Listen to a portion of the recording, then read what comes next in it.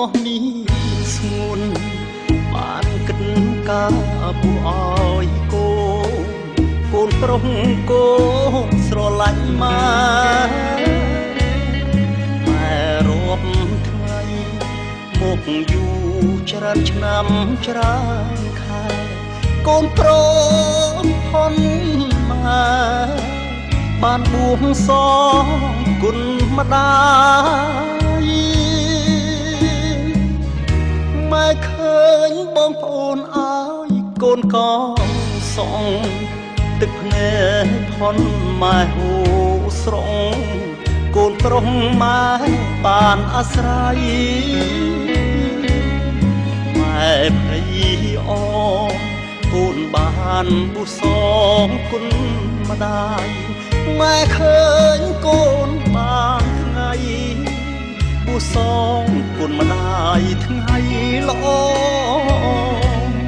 កូនបានបួសម៉ែអឡើងស្រង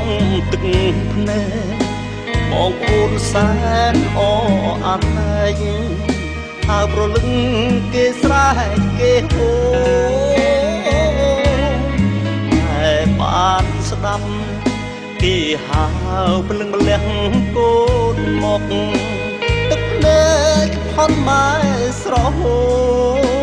ចេញមកព្រោះម៉ែអខ្លាំងថ្ងៃនេះថ្ងៃជាវេលាល្អម៉ែឃើញកូនស្លៀកឈុតសល្អដូចបានជួបសាច់ចាំងថ្ងៃនេះថ្ងៃបុណ្យឃើញកូនម៉ែអយ៉ាងខ្លាំងក្រមុំកុំតូនសំលឹងសឹកសិនចាំម៉ែសែនអ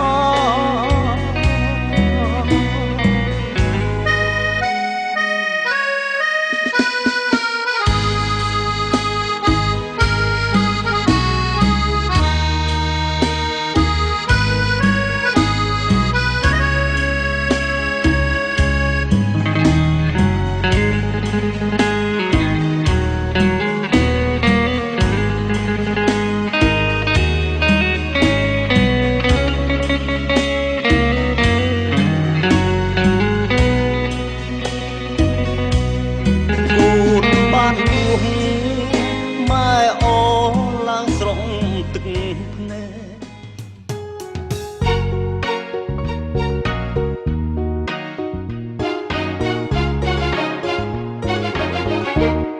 បងជីងសែងសស្រីល្អទួលត្រៃ